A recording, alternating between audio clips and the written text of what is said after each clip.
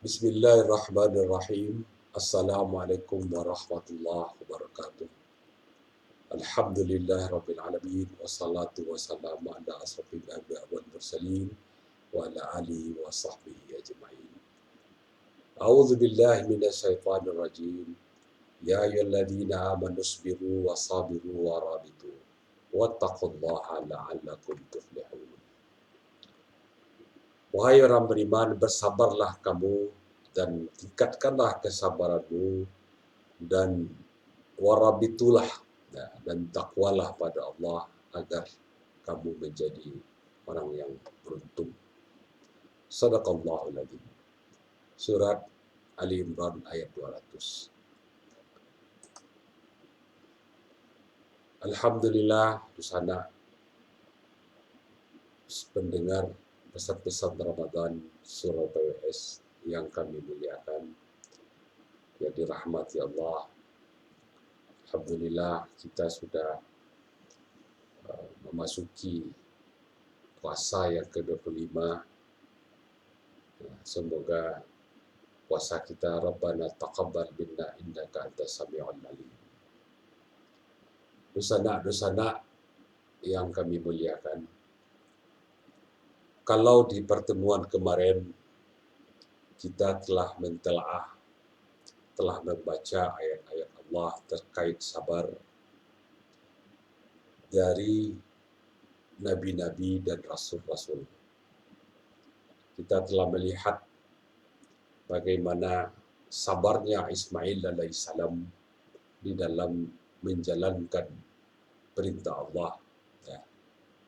Kita pun telah melihat bagaimana Nabi Yusuf alaihissalam sejak dia dicelakai oleh saudaranya, dicelakai oleh istri raja, tapi karena Nabi Yusuf alaihissalam melewatinya dengan takwa dan sabar, akhirnya Allah pun tidak menyia-nyiakan takwa dan sabar yang dijalani oleh Nabi Yusuf alaihissalam.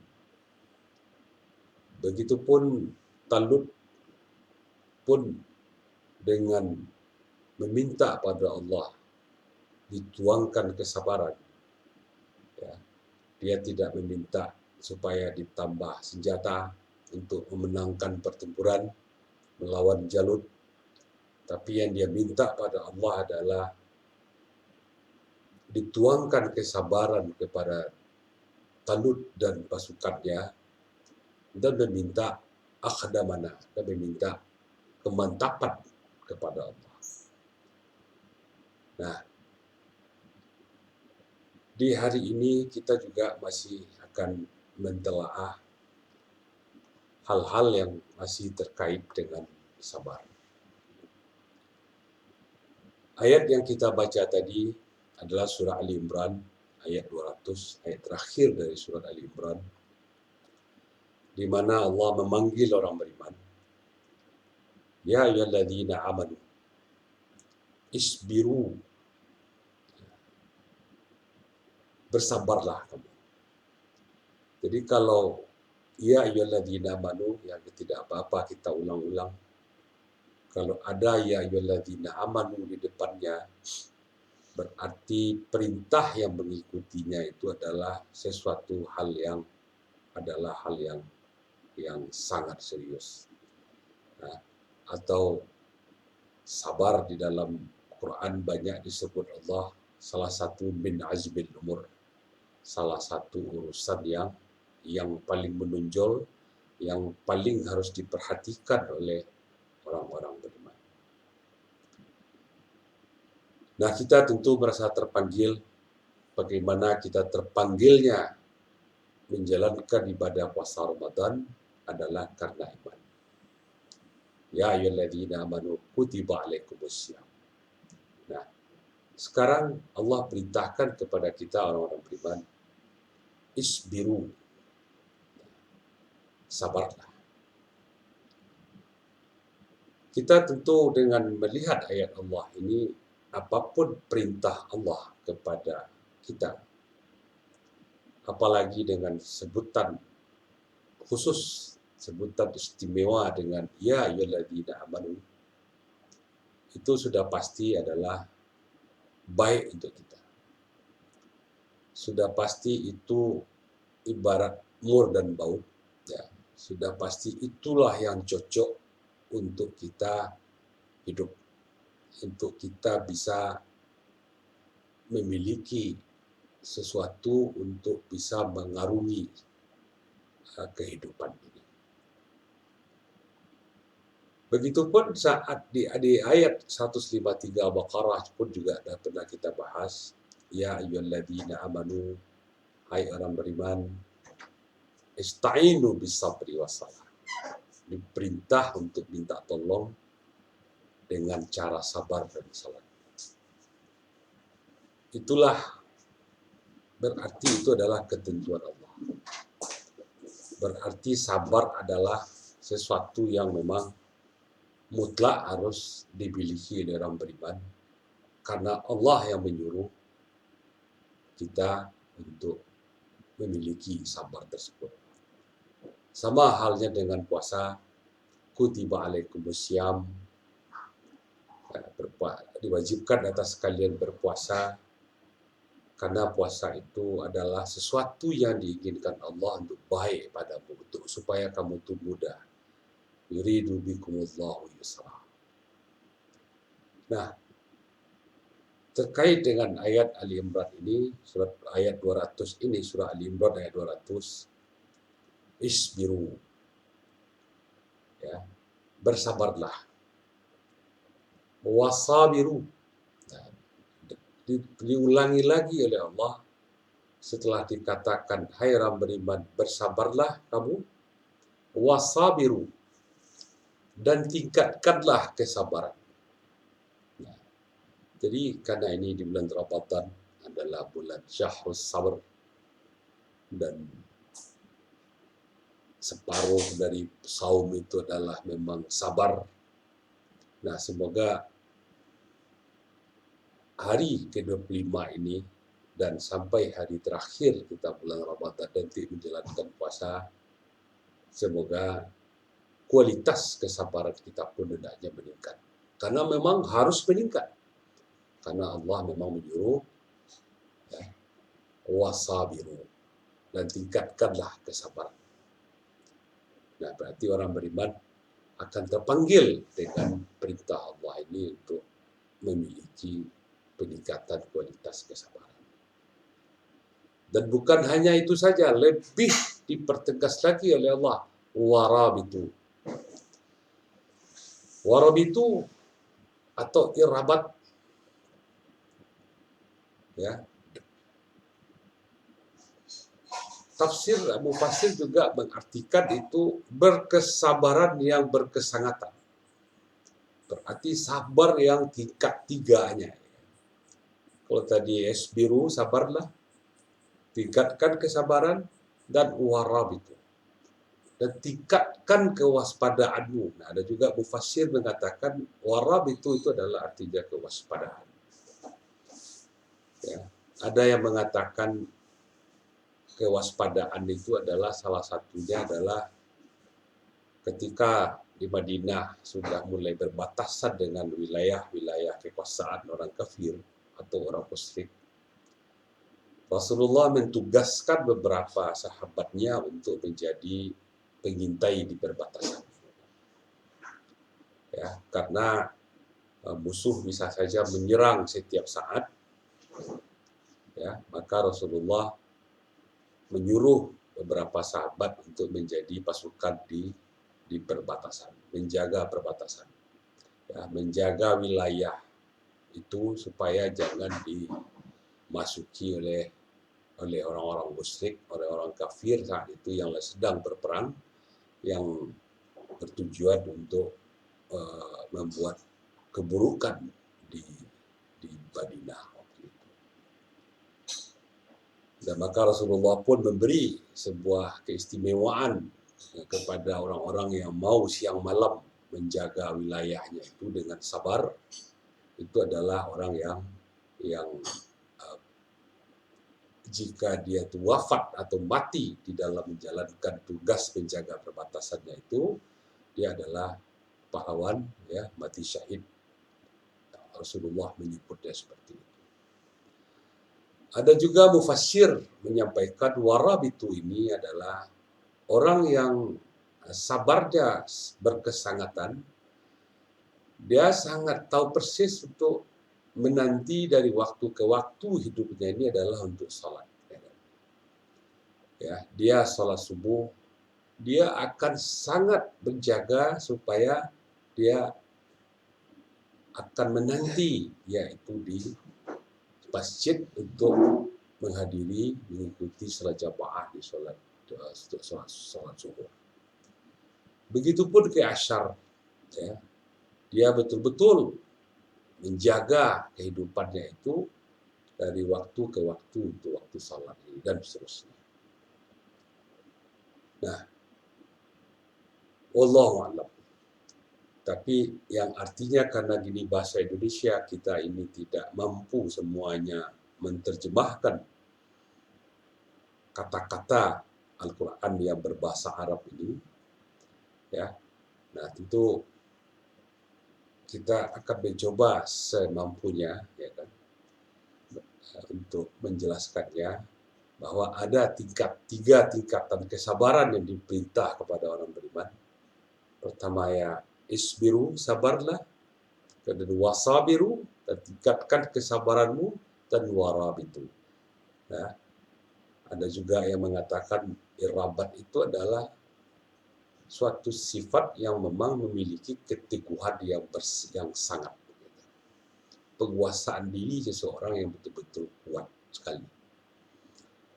Ya. Dan diterjemahkan oleh Rasulullah seperti bagaimana sabarnya seorang pengintai di wilayah perbatasan. Ya kan? Nah, kadang-kadang menjaga perbatasan itu harus mengandok-andok, ya kan. Nah, pokoknya sesuatu profesi, suatu kegiatan yang memang membutuhkan kesabaran karena menjaga perbatasan. Ya kan.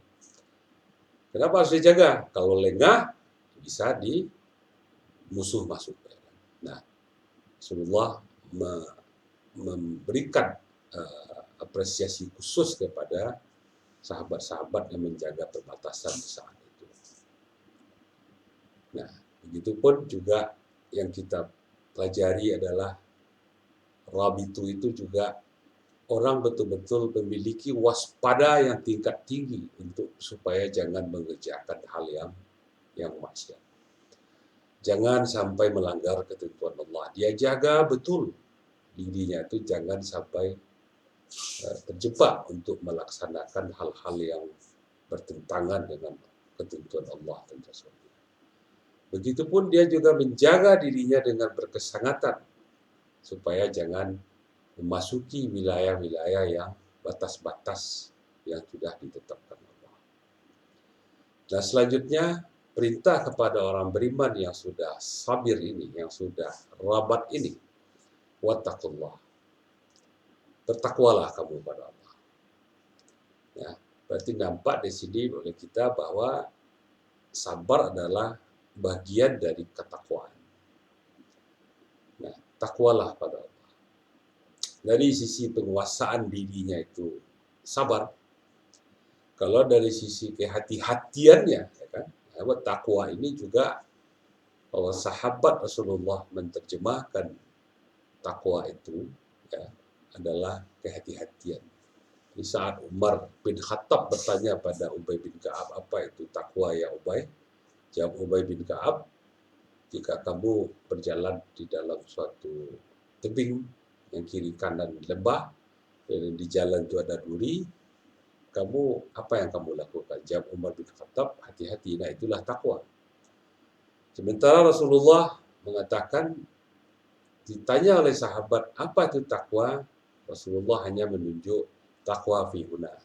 Ya, takwa itu di dada. 3 kali Rasulullah meletakkan tapak tangannya itu di dada.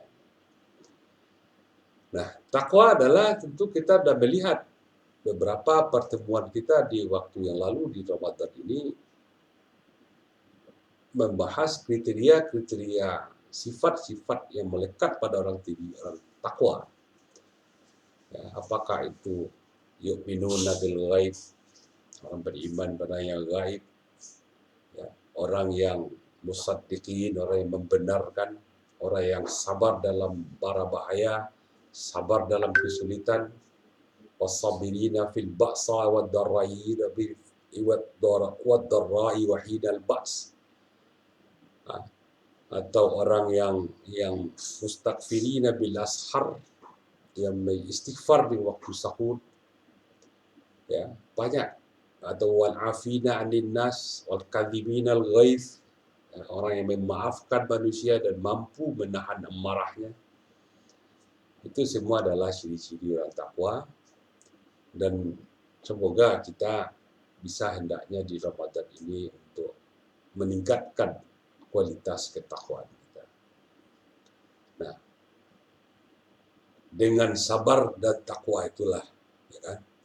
Dengan sabar meningkatkan kesabaran dan meningkatkan ketakwaan pada Allah, la'allakum tuflihun. Itulah cara kamu, semoga kamu menjadi orang yang menang, orang yang beruntung. Begitupun di ayat Allah yang lain terkait dengan masalah rumah tangga, bagaimana sabar ini juga adalah sesuatu yang mutlak juga kita butuhkan. Dapat kita lihat di surat Taha ayat 132. Wa'mur ahlaka bis-shalah, perintahkanlah ahlaka. Ahlaka itu keluargamu, ya, anak istrimu, ya, bis-shalah, ya, dengan salat. Nah, kemudian bagaimana cara melaksanakannya? Wastabir 'alaiha. Istibra, ya kan? Ya, sabar yang berkesangatan juga, ya kan? 'Alaiha, sabar di dalam menjalankan. Nah, Rasulullah menerjemahkan seperti apa itu ahlaka wa'mur ahlaka bis-shalah. Bagaimana Rasulullah menerjemahkan, kalian perintahkan keluargamu itu untuk salat. Rasulullah menyuruh kita, kalau anak umur sudah 7 tahun, dia harus diajari salat. Jika umur 10 tahun belum juga salat, maka perintah Rasulullah adalah laciklah anak itu sampai dia balik. Nah, kalau kita lihat berapa tahun itu? Kalau umur 7 sampai 10 itu adalah 3 tahun, kemudian dari baliknya remaja itu pada umur lebih kurang 15, berarti 3 tambah 5, 8 tahun. 8 tahun kita disuruh untuk mendidik anak kita salat. Nah, kalau orang yang beriman, orang yang patuh pada Rasulullah, dia sangat menyadari, ya, sayang ke anak berarti dilacik. Ya. Karena sayanglah kita lacik anak itu. Nah, jadi jangan seperti orang sekarang.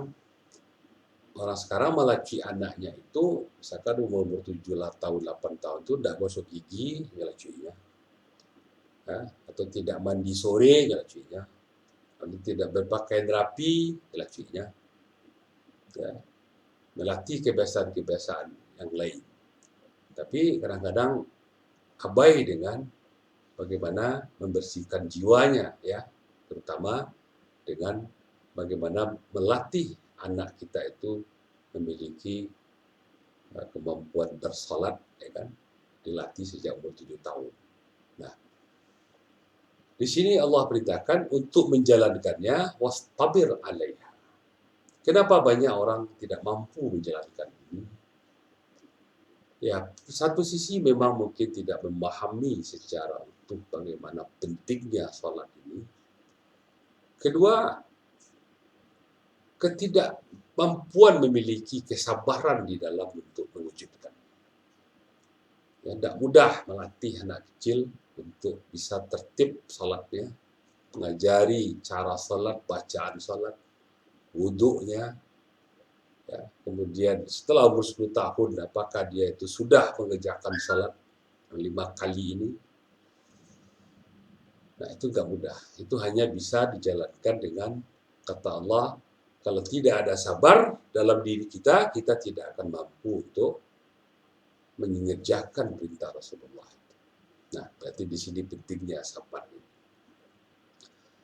Kemudian ini ayat Allah di surat Taha 20 ini terkait dengan masalah rezeki. Ya nggak apa-apa juga kita baca dari ayat 131-nya. Wala tamuddanna ainai wala tamuddanna ainaika ila ma mata'na bihi azwajan minhum zahratanal hayatid dunya. Kita dilarang wala tamuddanna ainaika. Jangan melihatkan matamu itu panjang-panjang. Yang panjang-panjang mana cari. Jangan terlalu tertarik ya dengan ilama mata'na bihi azwajan minhum, terhadap orang-orang yang Allah berikan kenikmatan ke istri-istri mereka dari mereka atau keluarga mereka, kenikmatan dunia. Istilahnya masobo orang kafir yang dengan semua kemegahan kenikmatan dunia dimilikinya, apakah dia punya waktu rancak, rumah bagus, perusahaan yang besar, najan panjang-panjang cari orang. Karena itu adalah zahratanul hayatid dunya. Karena itu adalah bunga-bunga kehidupan dunia. Ya. Kenapa kami beri mereka itu zahratan lil hayatid dunya ini, atau kenikmatan dunia yang mereka nikmati dengan keluarga-keluarga mereka. Linaftinahum fi. Di situ tuh ada kami akan menguji mereka. Nah, ketahuilah warizqur rabbika khairu wa abqa. Nah, sementara yang terbaik itu adalah bukan yang punya mereka. Yang terbaik itu adalah warizqur rabbik. Apa yang telah direzekikan Allah padamu, apa yang milik kamu, itulah yang terbaik. Khairu wa abqa. Ya. Dan itulah yang kebaikan yang kekal. Jadi ini juga perlu juga kita kerjakan, ya, karena dengan hebatnya medsos, ya, itu bisa saja kita terperdaya oleh melihat kenikmatan-kenikmatan yang di-share oleh orang-orang kafir terhadap kenikmatan hidup mereka itu. Ya kan? Nah, kita jangan sampai panjang-panjang mana cari. Ya kan? Nah, itu tangan-tangan doa seperti bagaimana memiliki punya mereka. Ketahuilah warizqur rabbik khairu wa abqa. Yang terbaik itu adalah rezeki dari Allah, apa yang kita miliki saat ini untuk diri kita, keluarga kita, itulah yang terbaik. Nah, kemudian Allah perintahkan wa'mur ahlika bis-shalah wastabir 'alaiha. La nasluka rizqa. Nah, Allah mengatakan kami tidak meminta padamu rezeki. Ya, dengan menjalankan perintah Allah menyuruh keluarga kita di salat, atau di ayat lain disebutkan ku anfusikum wa ahlikum nar. Peliharalah dirimu dan keluargamu dari neraka, ya kan?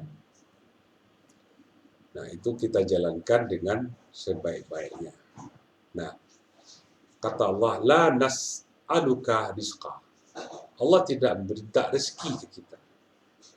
Ya, nahnu narzuquka. Kamilah yang memberi rezeki. Ya kan? Jadi tidak perlu khawatir. Ya kan? Nah, jadi kita menjalankan perintah Allah itu solat hanya disuruh, perintahkan solat keluargamu. Ya, Allah tidak meminta materi padamu.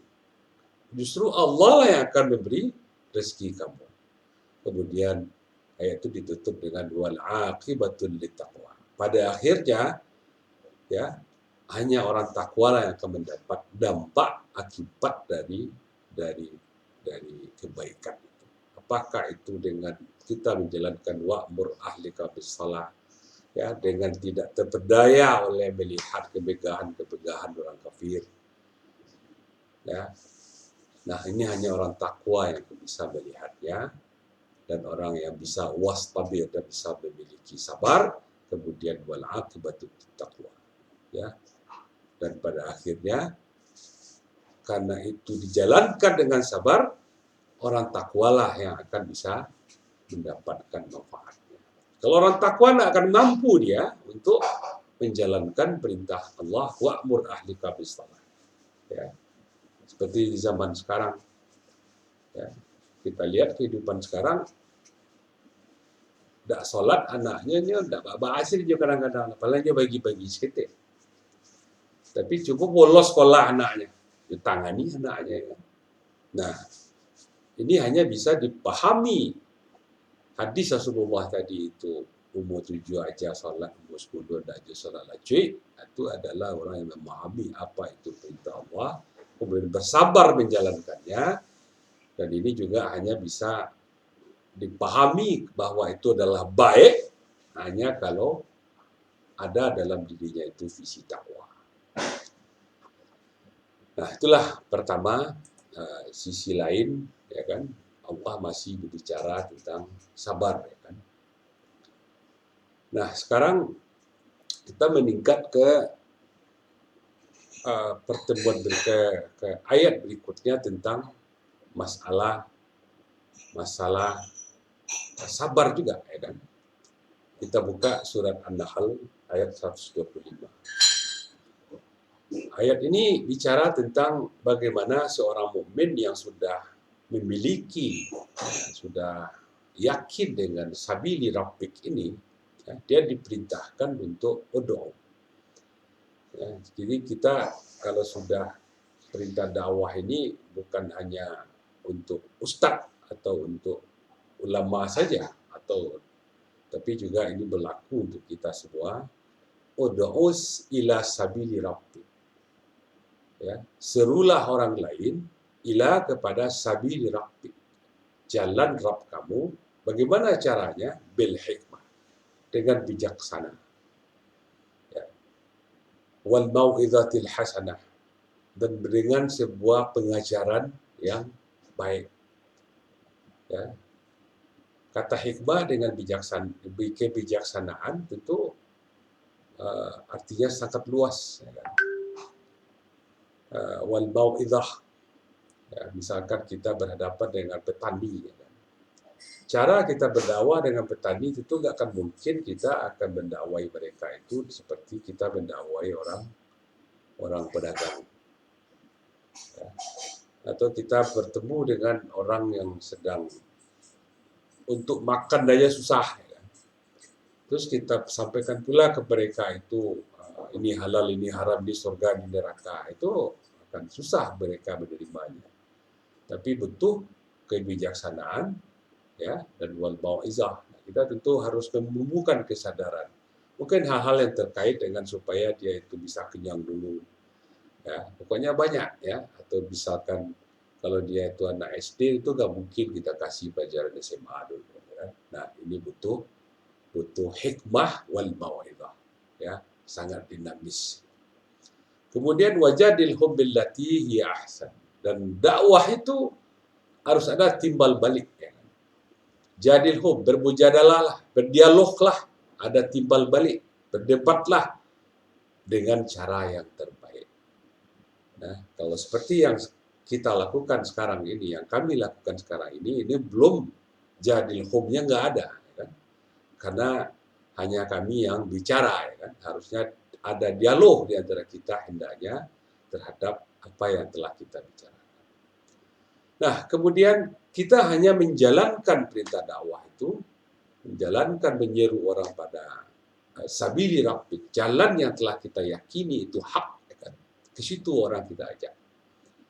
Ya, kita tidak punya wewenang untuk memaksa seseorang mendapat hidayah, ya, karena ayat itu ditutup dengan inna rabbaka huwa a'lamu biman dhalla an sabili wa huwa a'lamu bil muhtadin. Sungguhnya Rabb kamu itu adalah yang paling tahu siapa yang dapat petunjuk, siapa yang sesat. Jadi kita tidak bisa memaksa seseorang untuk atau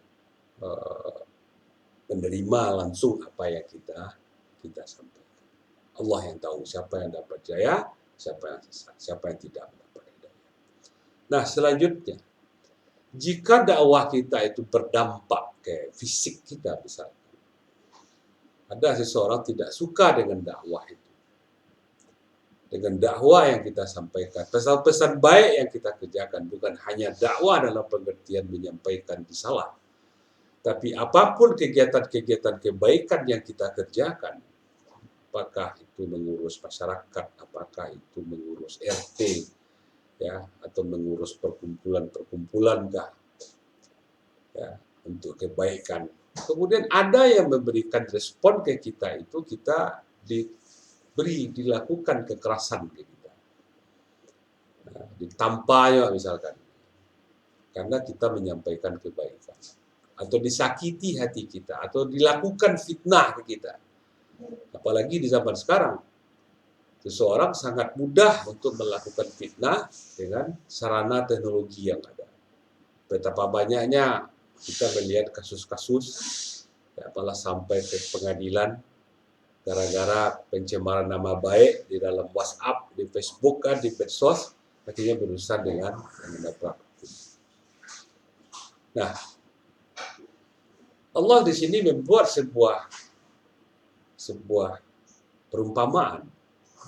Wa in aqabtum fa'aqibu bimithli ma uqibtum bi. Jika kamu ditampaknya, kemudian kita sebagai secara hukum universal di dunia ini akan juga ada balasan.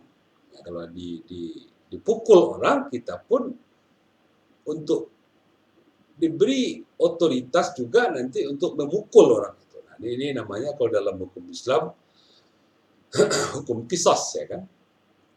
Nah, wa in aqbatu fa'aqibu bimithli ma uqibtum. Nah, jika mereka mau membalas, nah, tapi kita diberi kewenangan untuk membalas. Jika kita disakiti, ya, kita diberi kewenangan untuk membalas